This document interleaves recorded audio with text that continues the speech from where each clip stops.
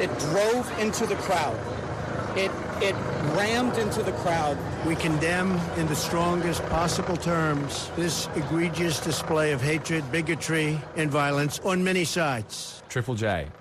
Tom Tilley back with you on Hack after a break, and some dramatic news out of the US. You might have seen the video of a car ploughing into a crowd of people at Charlottesville. It was a protest that turned really ugly, and the protest was organised by far-right protesters, and it got violent when they clashed with far-left protesters and police.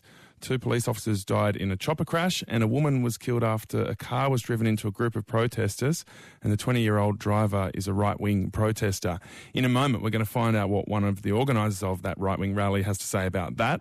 First, here's Stephen Stockwell with a basic explanation of what actually happened. You will not replace us! You've probably seen the photos. Young white guys marching along holding garden torches, kind of like the ones you buy at Bunnings.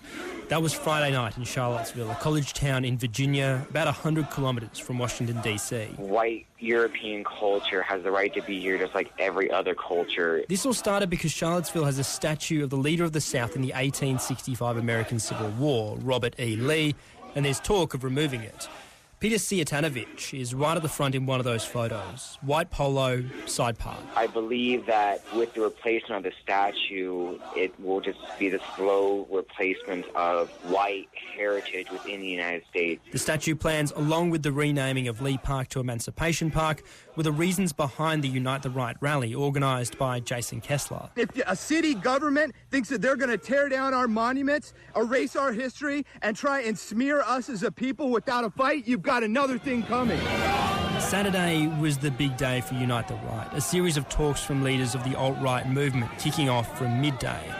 But there was a counter-protest set up, and it got pretty hectic. It's hard to believe we're doing this in 2017. It was hard to breathe because of the pepper spray in the air. There was a lot of yelling, people angry at each other. Lauren Berg is a reporter for the Daily Progress, the main local paper in Charlottesville. At about 11, it really started to get going, and I saw some small scuffles happening. There was some punches thrown. And then at 11:30, we really saw some missiles being thrown. I saw some water bottles. I saw a couple flares being thrown. At this point, the police stepped in and it was declared an unlawful assembly. Everyone was forced to move on. The rally didn't go ahead. It's a horrific day of bloodshed in Charlottesville, Virginia. Woman killed when a car sped into a crowd of counter-protesters. This happened about an hour after police started moving everyone out of the park. Lauren arrived just after. People standing around were very emotional. There was a lot of hugging and crying. I got the sense that these people had just watched their friends be run down by a car, so it was a pretty tense time. As well as one woman being killed, 19 people were injured. It was chaotic, to say the least. We had rescue squad people in there trying to get to people and help them. The guy police arrested had been at the Unite the Right rally. I have a message to all the white supremacists and the Nazis who came into Charlottesville today. Our message is plain and simple. Go home. You are not wanted in this great Commonwealth. Shame on you. The governor of Virginia, Terry McAuliffe, didn't mince words when he stepped up on Saturday night. You came here today to hurt people, and you did hurt people. But my message is clear. We are stronger than you. You have made our Commonwealth stronger. You will not succeed. There is no place for you here. There is no place for you in America. Okay, folks, I'm going to go ahead and get started. My name is Jason Kessler. I was the organizer of the Unite the Right rally. When the organizer of the nationalist rally fronted the press on Sunday, there was a huge group of counter-protesters trying to shout him down. The hate that you hear around you, that is the anti-white hate that fueled what happened yesterday. As you can hear, protesters busted into the press conference, and Jason had to bail into the nearby police station. We condemn in the strongest possible terms this egregious display of hatred, bigotry, and violence on many sides. On many sides. The US president has stepped up as well, trying to ease the tension that's been created by Charlottesville. It's been going on for a long time in our country. Not Donald Trump, not Barack Obama. It's been going on for a long, long time. It has no place in America. What is vital now is a swift restoration of law and order and the protection of innocent lives. Triple J, Hack with Tom Tilley. The US President Donald Trump. And in that story from Stephen Stockwell on the text line, Gavin, you say the guy who divides a nation at almost every chance and he's really asking for national unity. Aaron, you say too little too late, responding to Trump's comments there. And Steve says Trump has done no wrong. You are listening to Hack. I'm Tom Tilley. And you're finding out what on earth happened in Charlottesville in the US on the weekend. We know that far-right protesters were met by members of the politically opposing groups, notably the Antifa, which is the anti-fascist group, renowned for taking on nationalist groups around the world, including here in Australia. And as you heard, the protest got violent and a 20-year-old man drove a car into a crowd of Antifa protesters. One person died there. As well as that, 2 police officers died in a helicopter accident near the protest. Now, we actually managed to track down one of the organisers of the Unite the Right protest. His name is Eli Mosley. He's relatively known in alt-right circles in the US. I spoke to him a moment ago. Eli, thank you for joining us. You tell us you were one of the main organisers of this rally. How do you feel about what's happened?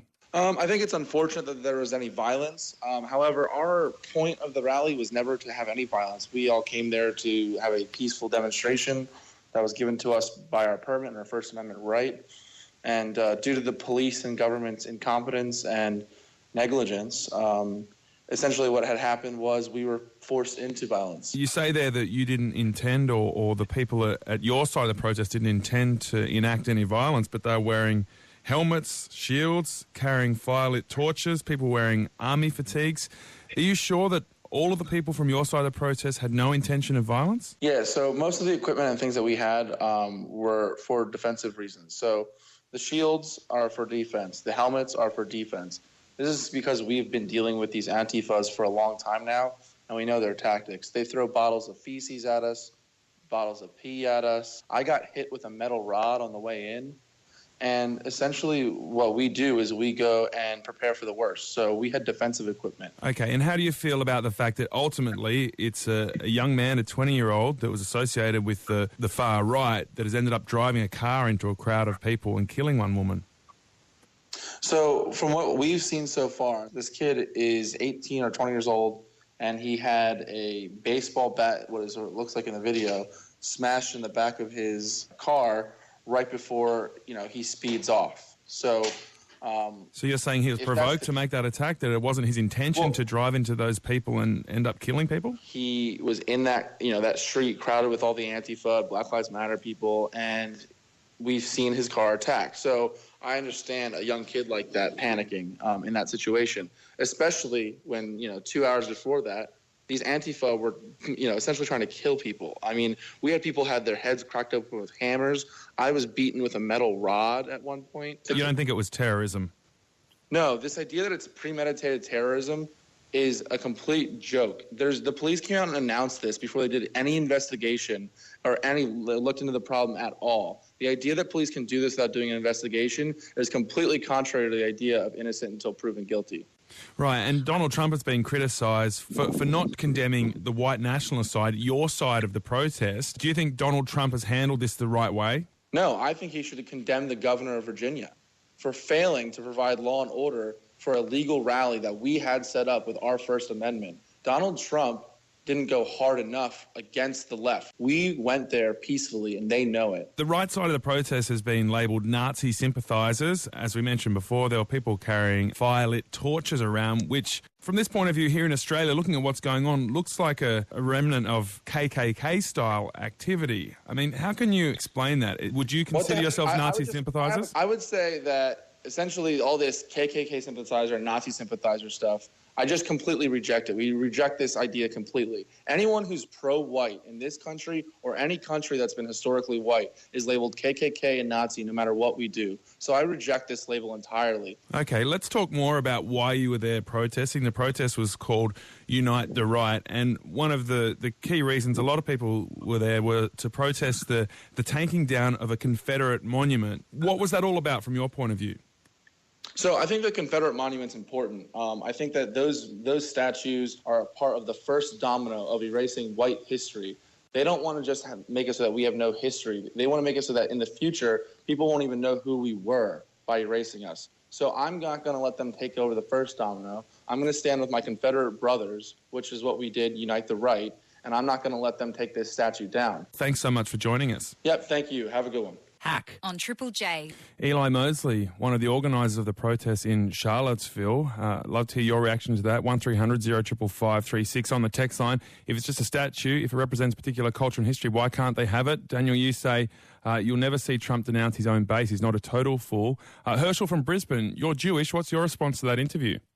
Oh, mate, I must tell you, it's one of the most disgusting things I've ever seen, this whole, the alt-right coming out of the United States. I think they have a sort of false grievance where they think that, you know, with multiculturalism and diversity, that means that it's going to be the end of white people. That's what they talk about. But I think that what these white people need to understand is that is what is going to happen with multiculturalism. Eventually, they are going to dwindle into very small numbers. You know, people say to me, well, you're Jewish, you've got Israel, you've got your own homeland. But you see, whites have never had the same kind of persecution as us Jews. You can't forget the 6 million. And with this one, I just think that everyone needs to accept that multiculturalism is going to happen and it will mean the end of whiteness. And I, for one, as a Jewish person, think that will be a great thing. Can you understand then, from if that is all true, that from a white person's point of view, that might be quite confronting? I think they just have to learn to accept it, you know. I mean, it's what's happening all over the world. It's certainly beneficial for my people. I mean... But do they have the right to stand up for their culture if they do feel that it is being pushed back?